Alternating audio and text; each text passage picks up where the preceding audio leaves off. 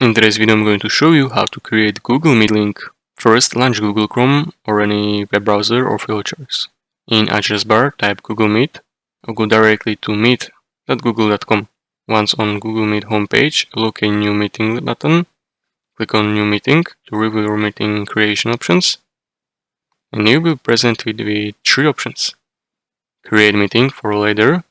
This will generate meeting link that you can use at any time in future. Start an instant meeting. This will create and start meeting immediately. And schedule in Google Calendar. This will allow you to set up meeting for specific date and time using Google Calendar. For this tutorial, we can start immediately. If prompt, click on Allow to give Google Meet access to your camera and microphone. This step is essential for others to see and hear you during the meeting. Once meeting starts, unique Google Meet link will be generated. You will see this link on screen.